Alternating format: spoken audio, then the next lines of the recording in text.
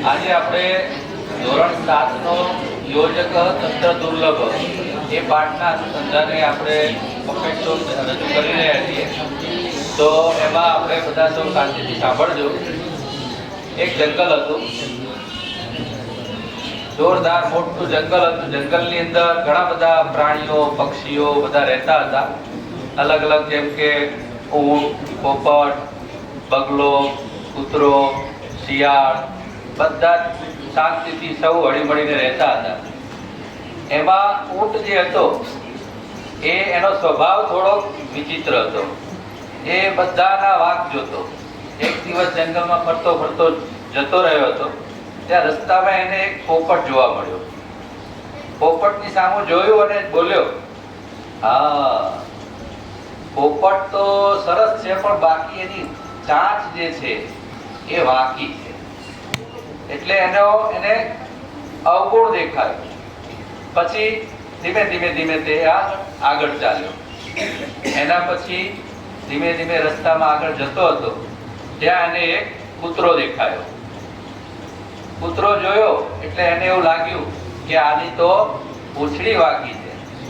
એની પૂંછડી વાંકી જોઈ અને એને એમ થયું કે હા, કૂતરો સારો છે, બાકી એની જે પૂંછડી છે એ વાંકી છે. તો એમ કરતા કરતા તે આગળ વધ્યો. આગળ જતા એને રસ્તામાં એક બગલો જોવા મળ્યો. તો બગલો જોયો તો એને લાગ્યું કે આ બગલો સરસ મજાનો સફેદ પાણીમાં બેઠો છે, પણ એની જે ડોક છે એ વાંકી છે. તો એ જોઈ અને એને દુઃખ થયું કે ભાઈ આ જંગલમાં કઈ બરોબર ચાલતું નથી. રસ્તામાં ધીમે ધીમે આગળ વધ્યો. રસ્તામાં એક શિયાળભાઈ એમને સામે મળ્યા. તો શિયાળભાઈને કે શિયાળભાઈ એમ કહે છે કે ભાઈ ઊંટભાઈ કેમ છો, મજામાં? કે આ બધું સારું છે, મજામાં છીએ, પણ કઈ સારું ચાલતું નથી. તો કે કેમ, શું થયું? એટલે કે મેં રસ્તામાં એક પોપટ જોયો. જો પોપટની તો ચાંચ વાંકી છે. એ પછી એક કૂતરો જોયો તો કૂતરાની પૂંછડી વાંકી હતી. પછી આગળ જતા જોયું તો ભાઈ બગલો જોયો તો બગલાની ડોક વાંકી છે. કઈ સારું ચાલતું નથી. કે એટલે શિયાળભાઈ કે તમે જોયું તો ખરું.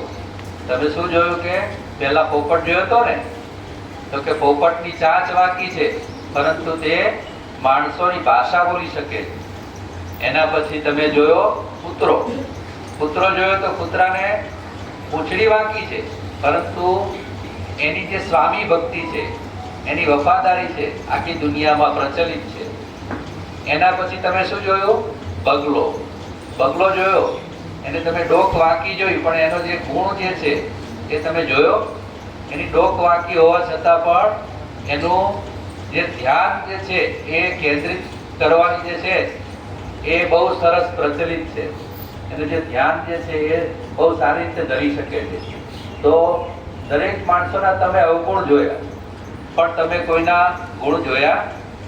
તમે જો તમારા બધા જ અંગો એકે અંગ સીધું છે ખરું. તમારા 18 અંગ વાંકા છે, પરંતુ તમે જે છે એ તો તમે રણના રાજા કહેવાય. જે કોઈ પણ માણસ કે પછી કોઈ પક્ષી, પ્રાણી ત્યાં ટકી ન શકે એવી જગ્યાએ તમે પાણી વિના, અનાજ વિના એ ટકી શકો છો. અને જ્યાં કોઈ ચાલી ના શકે ત્યાં તમે દોડી શકો છો. તો તમે રણના રાજા કહેવાઓ. તો આ પાઠ ઉપરથી આપણને એવું શીખવા મળે છે કે આપણે કોઈ પણ માણસના અવગુણ નહીં જોવા, માત્ર ને માત્ર એના ગુણ જોવાથી આપણને માણસ પ્રત્યે સારા ભાવ પ્રગટ થાય છે. એટલે બાળકોને આપણે આ વાર્તા દ્વારા શીખવી શકીએ કે આપણે કોઈ પણ માણસની કોઈ ખોડ ખાપણ હોય, કોઈ ભૂલ હોય, એને આપણે ધ્યાનમાં ન લેતા એના સારા ગુણો આપણે ધ્યાનમાં લઈશું તો આપણે આપણા જીવનમાં ખૂબ આનંદિત રહી શકીશું.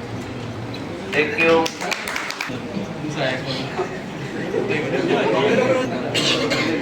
Thank you.